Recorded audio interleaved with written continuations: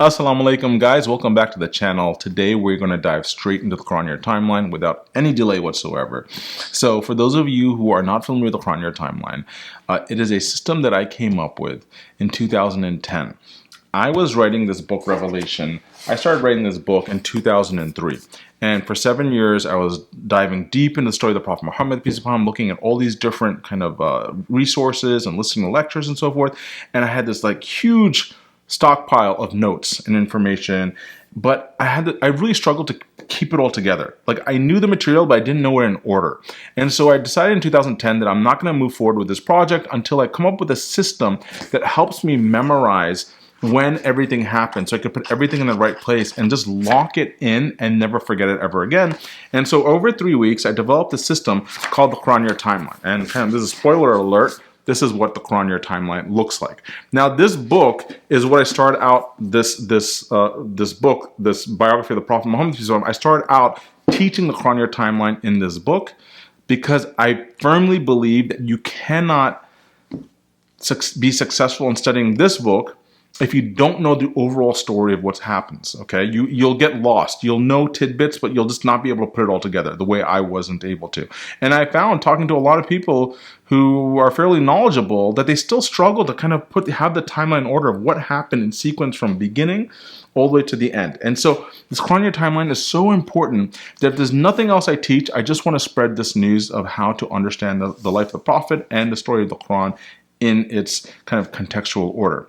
And so what we're going to do beginning today and over the next several videos is dive into how do we construct the Qur'an Year Timeline. And I'm going to do it very simply on a piece of paper because I want you to be able to join me and do it on a piece of paper also. This is something that I do with my kids. They're young. You know, I would say if you're able to tell time on a clock, like an analog clock, you're old enough to learn the Qur'an Year Timeline, because what we're doing is we're basically constructing a clock.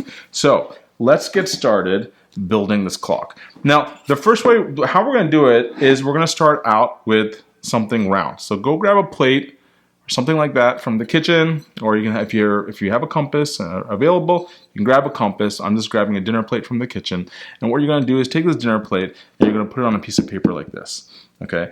Then we're going to grab a marker and we're going to trace out this dinner plate so we have a perfect circle. Let's get started here. Bismillah. All right, and I really hope that I don't leave a black ring on this dinner plate, or my wife is going to find out that I'm using these plates to do videos upstairs. Okay, so I'm going to have to figure out a way to wash that off. So just be careful. Let me do this first, and I'll let you know maybe in another video if I was able to wash off this permanent marker. You might want to get a paper plate.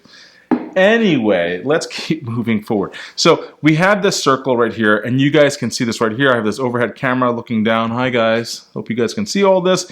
This is the beginning, and it's starting to look like a clock. And what we're going to do now is we're going to cut this clock in half. So take a ruler, and you're just going to draw a line straight down the middle.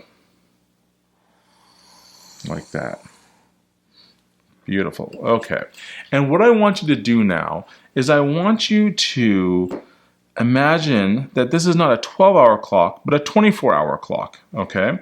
And so if this is a 24-hour clock, we need to number the clock. So if this was a 24-hour clock, we would put 1 right here because this is hour 1. And at the bottom, instead of putting 6 like a regular clock, we're going to put 12 right here. And if that's 12, then this would be 13. And up here would be 24. So this right here is a 24-hour clock. And what I want you to consider now is we are building a clock of the Prophet's prophetic career. Not his entire life, but his prophetic career. So the Prophet Muhammad, peace be upon him, started receiving his first revelation at the age of 40, and he died at the age of 63. So he was a prophet from age 40 to 63, 23 years. See what we're doing here? So we're making a clock that's 24 years. We're going to subtract 1 year, and this is going to be a 23-year clock, not an hour clock, but we're kind of constructing in this way. And so what I want you to do, step 1, is to draw the circle and cut it in half right here. And then step 2 is I want you to think about this rule of the 4 H's, okay? And we're going to do 2 of the H's today. So what we're going to do right now is we're going to write an H at the top. I'm going to use different color pens here, and you guys can follow along. I'm using these colors for a reason here. So we're going to write an H at the top right here, and actually I'm going to use a post-it note to do this because I think, see, I just bought this post-it note, and now I have to break it in half to use the yellows and the greens and the blues, and it's painful for me to break post-it notes in half like this because they're so brand new. But I'm doing this for you guys, so let's break that in half. That was hard to do.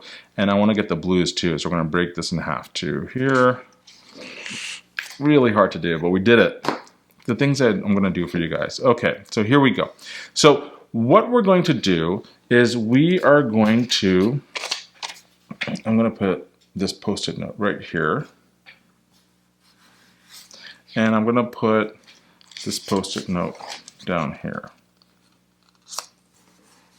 Okay, and so what we're going to do right now is I'm going to write an H right here, and I'm going to write an H right here, okay? So the first rule is to write an H up here and an H down here. Now, why am I writing that H? Because these two H's, they break up the timeline into two halves. See, when the Prophet, peace be upon him, started receiving his revelation, he started receiving it in the cave of Hira. So I'm going to write Hira right here. Hira, okay? And this begins the clock of revelation. He would go to this cave, he would meditate, he would try to get away from the noise of the city and so forth. He would go to this cave, and this is where he'd meditate. And so Hira is where the clock begins. And what happens is, during this period of time, he is in the city of where? Mecca. And I like to denote the city of Mecca in blue here. So I'm going to just kind of put this right here, and this right here is Mecca. Okay, and he's in the city of Mecca for a while until people are not happy with his message. A lot of the locals, even his own family members, are very unhappy that he's calling for a turn away from the paganism of the people of Mecca, turning back to monotheism, turning back to the worship of only one God, and coupled with that is service to humanity. A lot of people they're wealthy, they're powerful, they don't want to deal with this stuff. They don't want someone to come and disrupt the status quo. And so the Prophet, peace upon him, is getting a lot of heat. And it gets so bad that by year 12, he realizes that he needs to leave his city of Mecca if he wants to stay alive. They're trying to assassinate him. And so in year 13, he does something, and that starts with an H also. And that is, and I'm going to just put another post-it on top so I can rewrite it nicely. That is, he performs what is called the hijra, or the migration. So Hijra. And this happens in year 13, and this starts what is the Medinan period. So if he was living in Mecca for half the time, now he's in Medina right here, which is a northern city several hundred miles north of Mecca. So what you see right here is we have the Prophet Muhammad, peace upon him. His story, half of it takes place, roughly half takes place in Mecca, which is years 1 through 12. So 12 years here, right? 12 years. And then a little less than that, 11 years takes place in Medina.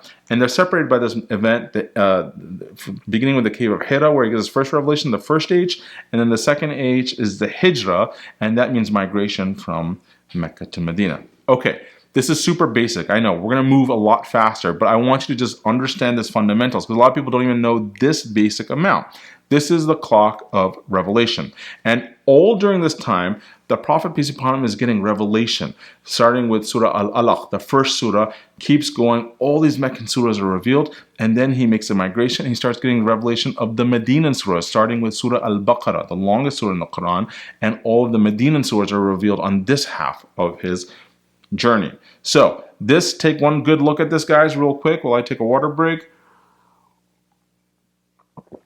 This right here is the fundamentals of the clock of revelation. In the next episode, we're going to break this down into quadrants, talk a little bit more about the quadrants and the next two H's. We said it's the rule of the 4 H's. We've done 2. We have 2 more to go in the next episode. And remember, if you guys want to jump ahead because you're impatient, you don't want to wait for me, feel free to do that. I'd love for you to do that. Go to therevelationexperience.com. I'll put the link in the description. Feel free to get your free PDF. It's the Qur'an Year Timeline tutorial. It's right on the front, the top of the page. You can download that, share it with anyone you like. get ahead, learn it, and then use these videos to review. So that's the plan, and I can't wait to see you guys in the next episode. I will see you soon. Assalamu alaikum.